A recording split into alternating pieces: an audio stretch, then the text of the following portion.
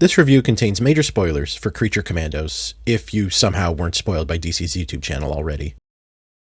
Creature Commandos is our first look at James Gunn's new DC cinematic universe, and while there are a few fumbles, it shows a lot of promise.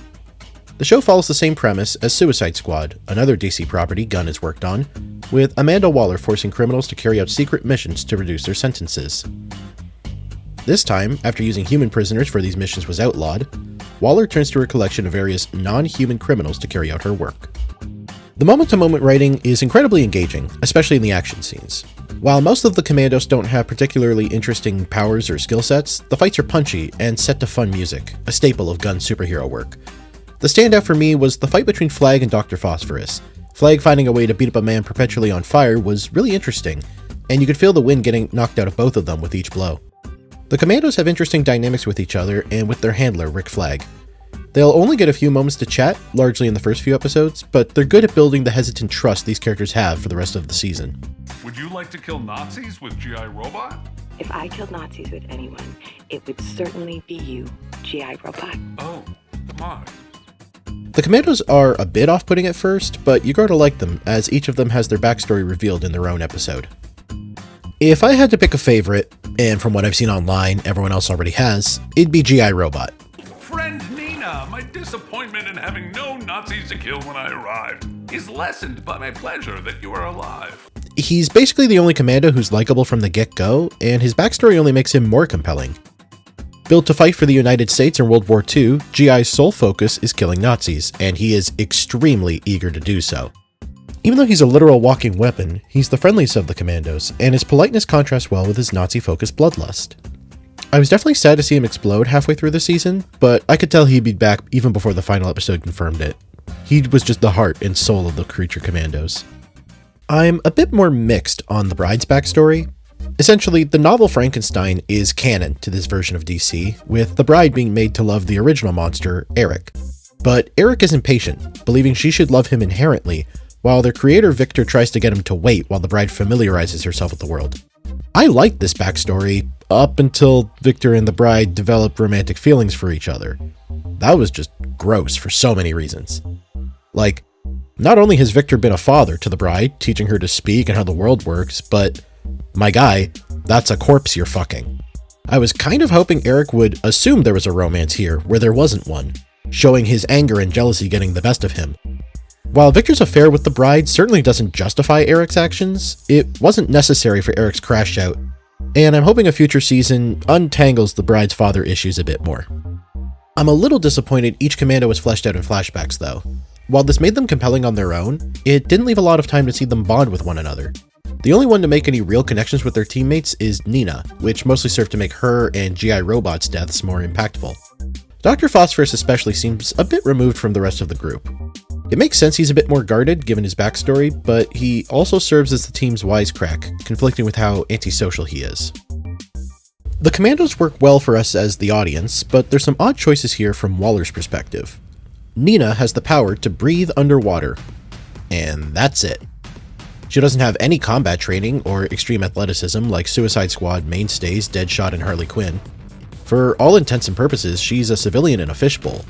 Here, madam, your air suit, What am I gonna do? so you can help in the battle. And while Weasel is more competent in a fight, he cannot follow orders. Both of them seem like liabilities for a mission like this, and it's weird that Waller would have brought them on. In the first episode, Waller makes a comment that She's the smartest and most reasonable of the bunch. She might be able to help you keep the rest of them in line. but we never see her do this. She isn't able to stop the Bride from sneaking out, she doesn't stop Dr. Phosphorus from trying to steal the remote, she initially stops Weasel from alerting the princess in the final episode, but like I said, he's also a liability, and he ends up getting Nina killed.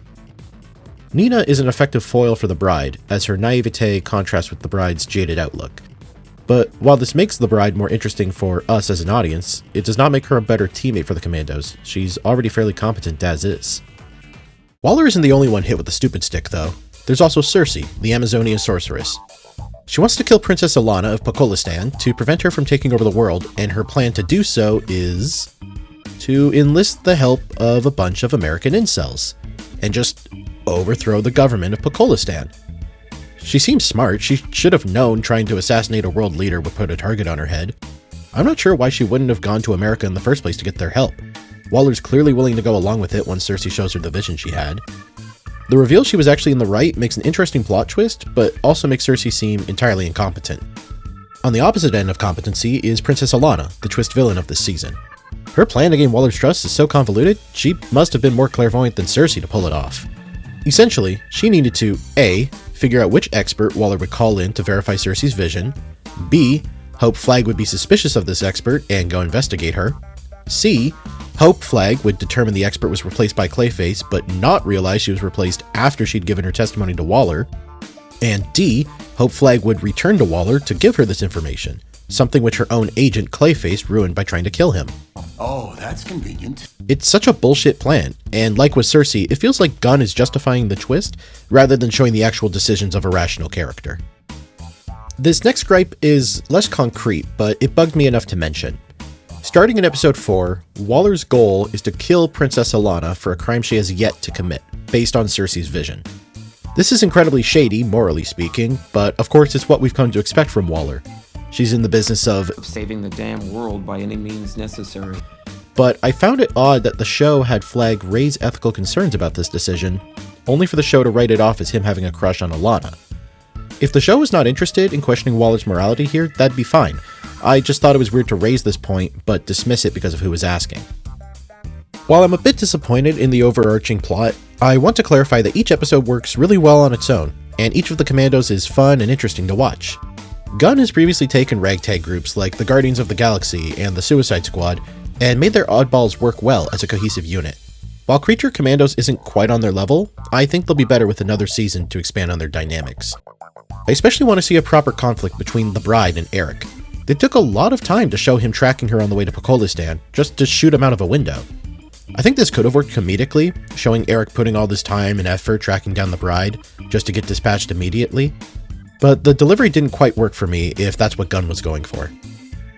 This show definitely feels at home as an animated series, given the extreme gory violence and how ugly Weasel is in live action. I'm not sure if Gunn plans to bring these characters to live action, but he's previously emphasized the importance of connecting DC's projects to each other. It may be better if the Commandos sit out of any of the live action Justice League films and let the others come to them in animation.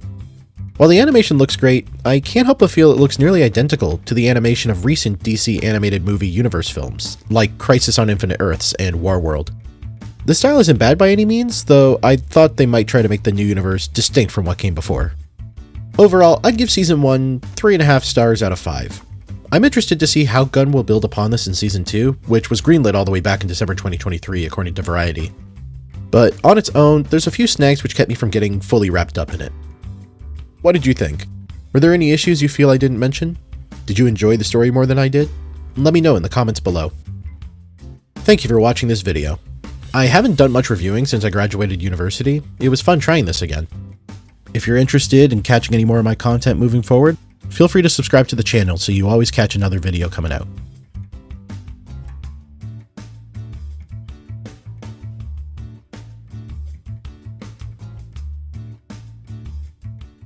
By any means necessary.